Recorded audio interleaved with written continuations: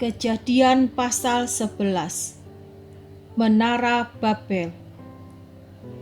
Adapun seluruh bumi satu bahasanya dan satu logatnya. Maka berangkatlah mereka ke sebelah timur dan menjumpai tanah datar di tanah Sinear. Lalu menetaplah mereka di sana. Mereka berkata seorang kepada yang lain, "Marilah kita membuat batu bata dan membakarnya baik-baik."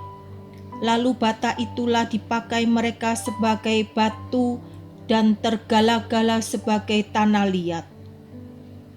Juga kata mereka, "Marilah kita dirikan bagi kita sebuah kota dengan sebuah menara yang puncaknya sampai ke langit.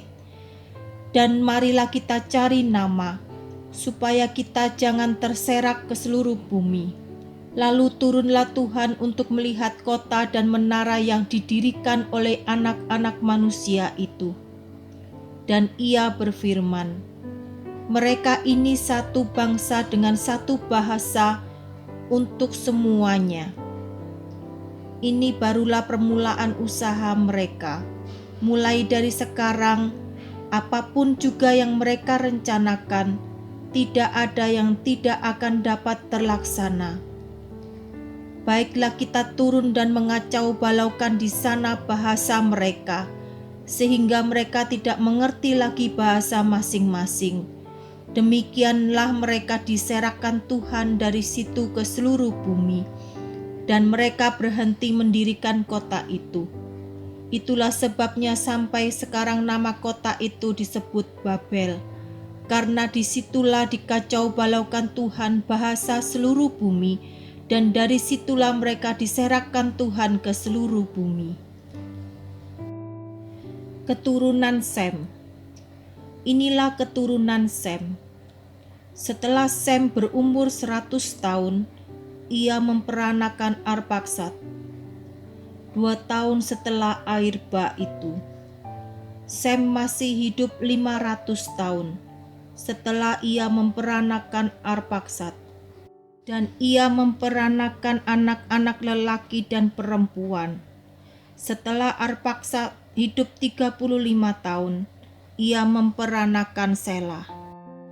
Arpaksad masih hidup 403 tahun setelah ia memperanakan Selah, dan ia memperanakan anak-anak lelaki dan perempuan. Setelah Selah hidup 30 tahun, ia memperanakan Eber. Selah masih hidup 403 tahun setelah ia memperanakan Eber, dan ia memperanakan anak-anak lelaki dan perempuan. Setelah Eber hidup 34 tahun, ia memperanakan Peleg.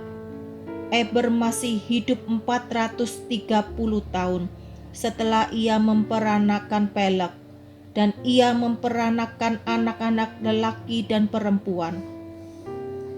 Setelah Peleg hidup 30 tahun, ia memperanakan Rehu.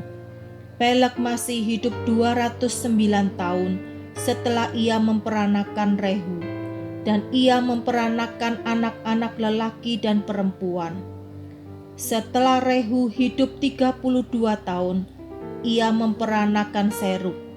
Rehu masih hidup 207 tahun setelah ia memperanakan Serug, dan ia memperanakan anak-anak lelaki dan perempuan. Setelah Serug hidup 30 tahun, ia memperanakan Nahor. Serug masih hidup 200 tahun setelah ia memperanakan Nahor, dan ia memperanakan anak-anak lelaki dan perempuan. Setelah Nahor hidup 29 tahun, ia memperanakan Terah. Nahor masih hidup 119 tahun setelah ia memperanakan Terah, dan ia memperanakan anak-anak lelaki dan perempuan. Setelah Terah hidup 70 tahun, ia memperanakan Abram, Nahor, dan Haran. Daftar keturunan Terah. Inilah keturunan Terah. Terah memperanakan Abram, Nahor, dan Haran. dan Haran memperanakan Lot. Ketika Tera ayahnya masih hidup, matilah Haran di negeri kelahirannya di Ur Kasdim. Abram dan Nahor kedua-duanya kawin. Nama istri Abram ialah Sarai, dan nama istri Nahor ialah Milka, anak Haran, ayah Milka dan Yiska. Sarai itu mandul, tidak mempunyai anak.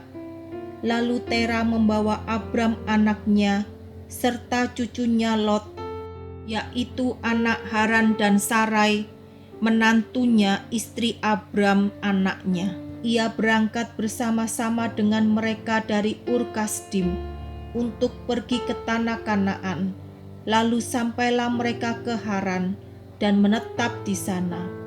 Umur Tera ada 205 tahun, lalu ia mati di Haran.